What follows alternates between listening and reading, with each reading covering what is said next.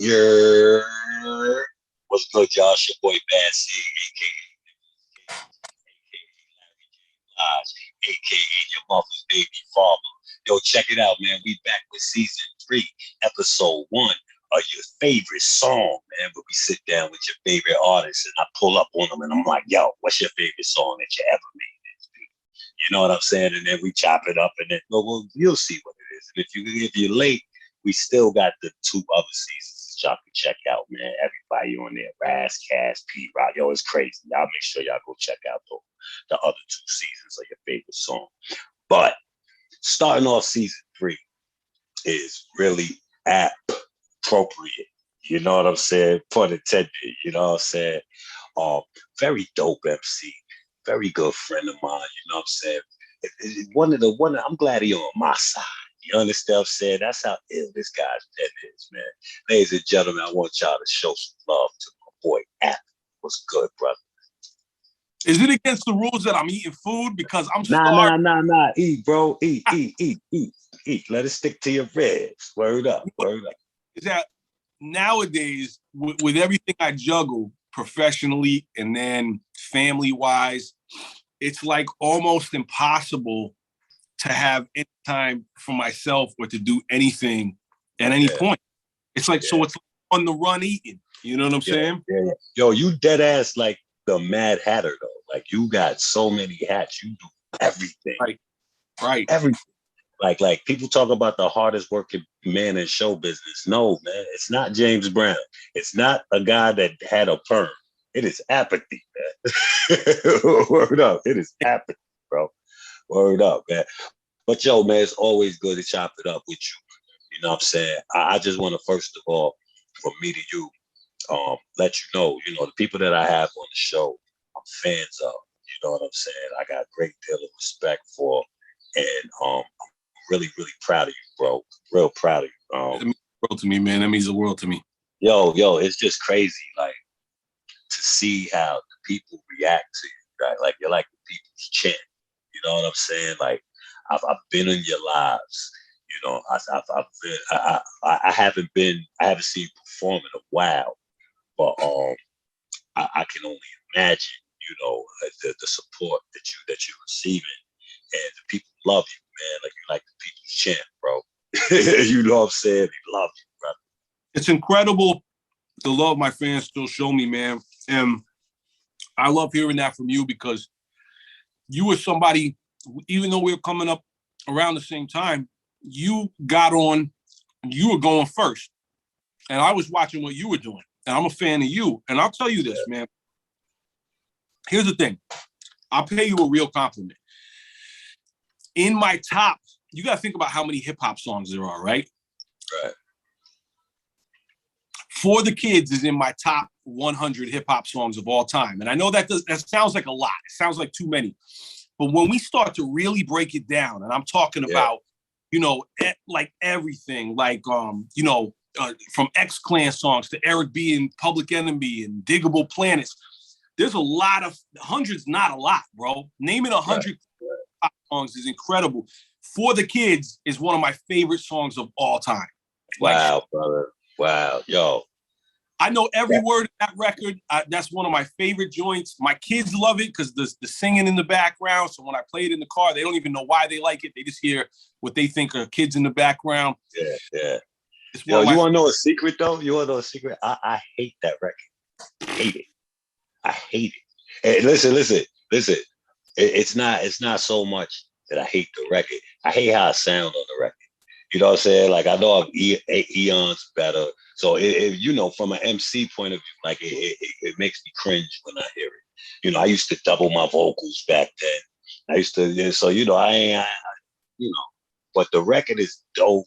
I can't do a show and not do the record. Like, I have to do the record. I relate to that 1,000% because, I mean, we come from the era, we're in our 40s, started making records in our teens and 20s. So we sound like back then. There's so many records I have back then that people are still fans of that they bring up to me that make me disgustingly cringe over how my voice sounded. Certain, you know, I would emphasize, and I'm just like, oh God, bro. And just from an MC point of view, just the choices that you made back then you wouldn't necessarily make, you know, cadence wise, flow wise. You know what I mean? So it's that's some interesting rapper shit, man. that people who aren't rappers don't understand. You know what I wanted to do? And I wanted to do this with anybody who has a certain legendary status. You can't just be a dope artist. You have to have had made a record back then that had its time and place. Right. You know what I'm saying? Right. So you got to be somebody who has some iconic, legendary shit. I was going to do a challenge, and I decided against it because it just sounds too crazy, and the way people are mentally now, they just can't handle shit like this. Right. I was going to challenge with the OGs called the Suicide Challenge. And what that basically means, like, for example, let's say OC, Time's Up. I say, yo, let's do a freestyle, and you got to kill yourself on your own record. So now, you know what I'm saying, you got to do better than you did back then. So it's the kill yourself challenge. So I say, Pharoah Monch, jump on Simon Says now and kick a verse now, like, and you know, it's freestyle. So like, record, something that's like a mixtape or like a SoundCloud type thing. But the kill yourself challenge, I was gonna do that. You know what I'm saying? But that's fire. That's fire. To do for the kids, because you could have your chance to redo it. Yeah.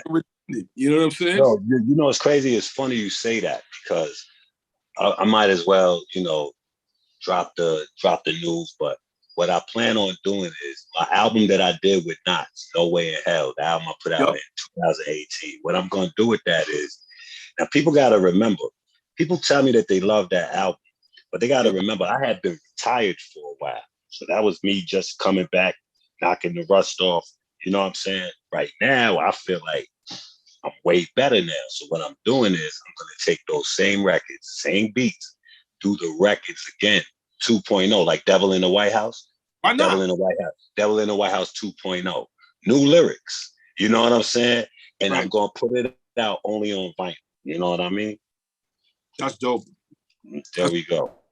That's coming soon too, and it's gonna be new music with me and Knots too, man. Coming soon too. Let me tell you something. I think Knots is by far one of the most criminally slept on producers of all time. Agreed. A lot of people know his name and know he's got big records, but I don't think they know how psychotically alien and incredible that dude is. He's on another fucking level. Almost like I've Well, App, you know, I was around early Knots. Like I heard him before a lot of people. It's funny because I heard him and Jake One around the same time. Like I heard their shit really early. And let me tell you something about early Knots. Like, you think Knots now is crazy? Yo, let me tell you something. The shit that y'all haven't heard is bonkers.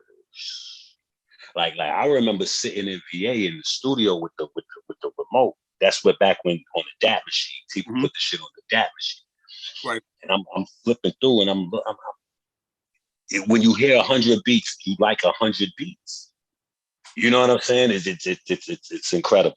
The only other person I heard that was like that was Megahertz. You know, where you hear 100 beats, you like 100 beats. Megahertz. Yeah, I had 2 from him on my Warner Brothers album that never came out. Word up, crazy. I had one from him on my Atlantic, and my man Mike Karen had linked me with him. And that shout to Mike Karen too. Shout to him. Word, but Mike Karen had linked me with him, and Megahertz was fire, man. I had some cool, and I had crazy records from God, I'm trying to think, man. There's so many producers I worked with. Carlos 6 July Brody. Fire. He was super dope. Khalil was a maniac. Yeah. Bush Babies, right? Bush Babies cook. Oh, DJ Khalil. But yo, Khalil from the Bush Babies is a monster too. He's a monster, bro. I didn't even know that. Production? Fire. Oh, wow. Been fire though. But been fire. On the native tongue type vibe. Like fire. You know, like a Dilla type. It's exciting seeing guys who are legends and then they get resurgence. Like Phantom of the Beat was Haas G. Shout out to him. Kwame got a huge resurgence. Word. Got hit records. I love seeing that. I love seeing the guys who already have a legendary track record, and then they come in and they start making hits nowadays. That's the dopest shit in the world. Yeah, really dope. Yeah, so wait, hold on, because I gotta get down to the nitty gritty, because see, we MCs and we purists, we love this shit. We can sit here and talk technicalities all day, like we'll be here all day. So I want to get to what my favorite song from you is. Now, it's crazy because you got a crazy catalog. Like when you think of catalog, like, and I'm talking about even when you include like features, and you include just it's intense. You know what I'm saying? And it's really tough. So I'm gonna cheat, and just because I can, and fuck that. My favorite song is Philosophical Gangster, featuring Poison Pen and myself. Right. Now listen, I'm going to tell you why. It's not even really so much because of it's because we all got to do the song and we was rapping on it and it was crazy. But there's a lot of reasons why. My boys from Ohio, my man Timmy Guns, my man Lab, my man Ace the Prince, they was with me, and it was their first time in New York. I remember that. Yeah. It was their first time in New York, and that was an ill experience that we gave them. You know what I'm saying? Like, this was 2004, right? Because we recorded. Yeah. 2004, right? You know what I mean? And that meant that I was living in Brooklyn. Yeah. Facts. I was in Brooklyn. It was dope for that to be an experience for them. You know what I'm saying? Like that was big for me. And then for them to meet you as well. You know what I'm saying? Because they talk about that to this day. You know what I mean? And the other reason is because I've heard so many different remixes of this record. You know what I'm saying? And it's just dope to hear people's interpretations and how their perspective of the record, and you know what I'm saying. It's just dope, you know, because I'll come across it. I'll just come across it because every now and again I'll go on YouTube. It's already in all my playlists on like Apple Music, Spotify, all that shit. But on YouTube, every now and again I might pull it up, just throw it on, and I'll find all these different remixes. And really dope. Yo, do you remember who produced that? Yes. That was produced by Exact Beats and Europe. I'm 6'3" and I weigh like 245. Exact Beats is like that over me. And he's like the motherfucking Incredible Hulk. This dude is brolic. Super fucking nice guy, man. And super nice guy. Like the nicest dude you'll ever meet. But he's brolic as fuck. And I had no idea. And then when I was on tour in Europe, I can't remember if forgive me, Exact, if you see this. I can't remember if he's from Switzerland or Sweden or where the fuck he's from. But he came up and he introduced himself. And I'm like, what the fuck, bro? I was like, yo, this dude's massive, man. But he's so dope. And when I heard that beat, I think he had that beat on his MySpace page, on his player. And I heard it, and it was so haunting. It sounded like, it reminded me of like Gang Starr Soliloquy of Chaos. So it still had that. Yes. That was during the era where I was really annoyed with producers and artists who stole Premier's formula of cutting up random lines that didn't make any fucking sense. And right. So it pissed me off because all the producers would send me beats and it would be like, rip, represent, holding it down, whoop, whoop, one time, for the mic. And I'm like, So what I wanted to do at that point in time was I wanted to go back to the primo style and to the basics of cutting one sentence. You know what I'm saying? Like that was like OC Times Up with the Slick Rick shit and like Gangstar Mass Appeal and cutting up the one record. You know what I'm saying? Right. That was fly to me, and I missed that. I missed the simplicity of that. Rappers are in danger. Right.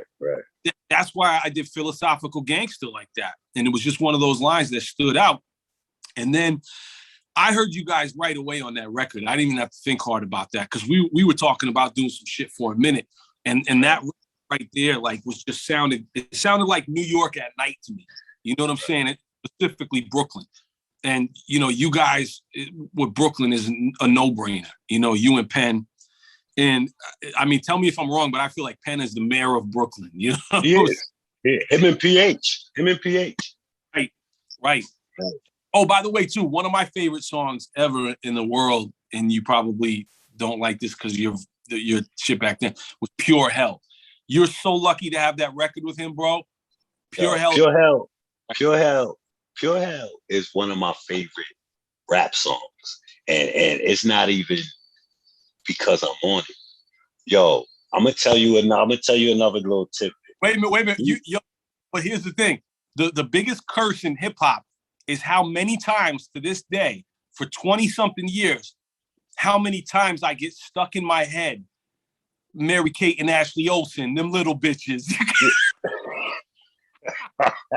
Yo, listen, it will be November 28th, 2019, and all of a sudden I'll be doing something, going to get my taxes done, and I'll be like, Mary Kate and Ashley Olsen, them little bit. I'm like, God damn. Man. I'm sorry, ladies. I'm sorry. I was young. But now, me, a lot of people don't know this. Me, PH, and Gene, we were about to gear up to be a group. And the group was called the Yakuza. Yep. Right? And yeah, we was about to work on that. We Pure Hell was the first record, and Gene did the beat.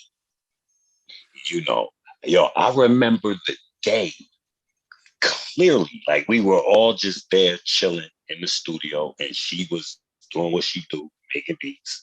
We all just chilling, and the shit came on. Like, what the fuck? And we just jumped in, did the shit. And classic. It went on the OBS project. Shout out to Gene, RIPPH. You know what I'm saying? Let me tell you about that too. I've always had this little game in my head. Every once in a while, I get these like hip hop fantasy league things, right? And so, for example, I love the song "Danger" by Blase, right? But I wish I could hear Das Effects do Danger. I wish Danger would have been a Das Effects record. Not that I want to erase, you know, the Blase record, but it would be interesting to hear it. And in that same tone, I would never want to take your guys' verses off there, but I also wish there could have been a reciprocal record with Mobb Deep on the Pure Hell beat. Ooh. Havoc and P on Pure Hell. Oh my God. It's ugly. And it's wild because she was very influenced by Havoc. Like there was a lot of, I have a whole album that never came out that she produced. And it's called Inevitable. I'm probably gonna put it out eventually. Because again, like I'm cringing at how I sound, but the records are dope, and I think people need to hear them. Her production back then was crazy. Like it sounds like Havoc, like a baby Havoc. Word up. Shout to Gene. Yo, another record that gets overlooked by y'all is this shit is hot. Yeah. Now that was the first record that I ever did with them. When I stepped foot in the studio, you know, they all looking at me, you know what I'm saying? Dogged out nigga. Like, right. What? They like, yo, go in the studio. Go in the booth. Go wrote the shit. No time. Go in there and I start doing the Beavis and Butthead shit in the mic booth. They tripping. They like, yo, what the fuck is going on? What is he doing? I was like, yo, just record that shit because I'm gonna come back and I'm gonna do. So they tripping. I'm doing the Slick Rick shit, the two track shit, back and forth. They tripping. I'm doing because she wasn't on it at first. She did the beat though. You know what I mean? Do my shit and do her verse, and the rest was history, man. That record got me in the crew. I got in the crew because of that record. Making records was a good time, man. Yeah, it was, man. You know, that's a whole nother thing. Like we gonna try to. I've been trying to get like documentaries or some shit, a movie or something done about it because it was ill. But it's tough. It's tough doing things like that, getting everybody together, you know. Yep. So, yeah, man. So we're gonna come to now. We've come to the part that everybody been waiting for, right? Out of your catalog, everything. It could be a freestyle. It could be a feature. It could be a song that never came out. It could be a demo. It could be a song that came out. Anything. What is Apathy's favorite song ever made? So before I'm gonna to get up to that answer, I want to say that I'm the biggest hip hop head, and I know everybody feels like that. I'm a psycho hip hop head. I know every engineer from every Yag Fu Front album, and you know what I'm saying. Trends of Coach, Shades of Lingo, rest in peace to Colorado, by the way. All of that. So I'm a above average hip hop fan. These guys are gods and idols to me. And I've become friends with a lot of these guys. And it's still surreal to me because I love them so much. They're so important to me. It's truly my religion. Hip hop is absolutely, truly my religion. I love it. It's how I live every molecule of my body. Now, with that being said, it's amazing that I've worked with Premier. Premier is my favorite producer of all time, right? And the records we created are so fire. But my favorite record that I have ever done is I Keep On, produced by Pete Rock, featuring Pharoah Monch.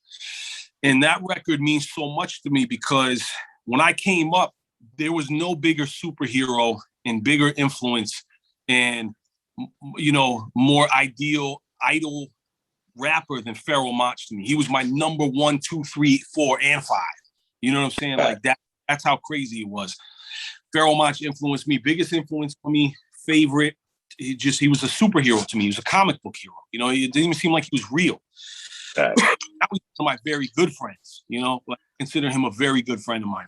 And that's still surreal to me. Every once in a while, I got to sit back and think about that. But when we did that record, Pete, I'm very cool with Pete too. And when I went and linked up with Pete, I literally listened to 800 beats on Pete's MacBook. Pete was doing Pete Instrumentals Part 2 in the studio, and he gave me his MacBook, and he goes, yo, just go through my beats. And I said, okay. And I looked at the count on his iTunes at the time, and the beat folder said 800. And I was like, holy shit. Jesus so I Christ. sat there for probably 3 or 4 hours going through beats, and I started to do like a bracket to eliminate and figure out which ones that I wanted. Yo. It came down to 2. That's how I gotta do it now. It's crazy. Yo. So, and I told Pete, I said, yeah, this is the one. Pete was just like, all right, cool. All right, man, we'll get together later when you're ready. So I just left the studio. That was it. And then I had the idea for the hook. I knew I wanted to highlight the fact that Pete produced it, and I used to love hip hop shit where they would do that. So I had them cut. I had cut up the Pete Rock this ones for the crew, and then Pete did the hook. And Monch, when I sent it to him, I just didn't know where Monch was gonna go with it. And all of a sudden, Monch sends me a voice note to my phone of him spitting it over the instrumental just out loud. And I almost shit myself because it made me feel like Stress remix level Monch. Mm-hmm. You know what I mean? And when the whole record came together and I mixed it with Showbiz at DITC studio. And Show was there. I don't remember if Show was there or not. But anyway, I mixed it at DITC studios. And Pete came and did the hook there. And actually, Pete did the hook originally and then came to redo the hook. And Motif Alumni was engineering for us. That's who it was. Motif was doing the engineering. But it was just unbelievable. So how everything like that came together. And then Ebro loved the record. He played it on his show and bigged it up like crazy. And that record just absolutely meant the most to me. That record was like unequivocally my favorite record I've ever done for all those reasons. The fact that it just felt, this is what I came here to do and accomplish. Bucket list shit, you know? Yeah, bucket list shit. That's what it's about too, because, you know, it's sort of like getting the ring. You know what I mean? Playing basketball, you get in the ring. You want a ring there. That was a ring. Like all these things are rings. You know, It's crazy. These are things that, Apathy is an MC. Like, no, it's real, because these conversations you only have with real MC. You know what I'm saying? Because a lot of people don't really understand the nuances. You could tell who really does it. You know what that's like, though, Seed? That's like when you listen to comedians talk about other comedians, they're in an inner circle of knowing. Like your favorite rapper's rapper or your favorite comedian's comedian, they're in an inner sanctum where they get shit that the average listener or even really big fans of hip hop don't understand. You have to be a Jedi Knight to know what we're talking about. You know what I'm saying? It's like street shit too. It's like you could tell who did what by how they're talking, and you could tell who just rap street shit. You know what I'm saying? Like you could tell who been through it, and you could tell just the subtle nuances. Right. You could smell the crack aroma. You could smell it when they talk about it cooking. Yeah, you know what I mean? Like, yeah. So, like you said, you got to be a Jedi Knight. You got to be in the know. You would have had to go through it to understand certain things. That's definitely real. But you know what? I want to ask you before you get up out of here. Yep. I ask everybody this. Tell me a story about finally getting to work with or meeting somebody that you looked up to. Like you just like, wow. Like you're because we're fans first. Right. Well, I would say meeting Premier was so emotional for me. Two guys, Premier and Mach. You know what I'm saying? Meeting Pharaoh Mach was so surreal to me. It's almost like I tried to play it cool, like, you know, you're supposed to play it cool in this industry and act like nothing phases you, but it's like it was, that feeling was surreal to me. You know what I'm saying? Like me, actually, I'll tell you, there's three instances. All right. So, meeting Mach, mind blowing to me, you know, because he was everything to me as an MC. Meeting Premier was surreal to me because Premier is my number one all-time favorite, and the circumstances that we met under was so dope. He told me he knew who I was, and that tripped me out. He knew my records, and that was insane to me. And then he shouted me out too on the mic at the spot he was DJing at, and it was insane at that point. And then I was hosting a show for KRS-One in New Haven at Toad's Place. And this was more recently. This was even like, I don't know, fucking 2013, 2014, something like that. And he was super cool. And I had talked to him a little bit. I got to chop it up with him. And I told him, you know, how much his music meant to me. And I talked to him about just a whole bunch of nerdy shit, hip hop shit. And like I said, man, this is my religion. And I don't give a fuck what anybody thinks. You know, I remember, you remember the movie Malcolm X with Denzel? Yes. You remember how he cried in the presence of Elijah Muhammad, right? When he first met him. I felt like I almost cried in front of KRS-One, because KRS-One on stage, for the culmination of my whole life, of all this hip hop shit, and hearing these records and knowing these records, when KRS-One was performing, and he, you know, I was hosting, so I introduced him and all that shit. Then I'm right on the side of the stage, pretty much, you know, 5-6 feet from him. And he said to me, and he goes, I know you know this record, and I know you love it. And when he dropped Love's Gonna Get You, that was like a spiritual experience. I almost cried. You know what I'm saying? Because it's like I said, hip hop is spiritual to me. I don't give a fuck if anybody thinks that's funny or stupid. It means the most to me. It's the biggest thing that got me through life, through all the hardest times and everything. When he fucking dropped that record, that was one of the illest hip hop moments of my entire life, because it was a spiritual thing, you know? Yeah.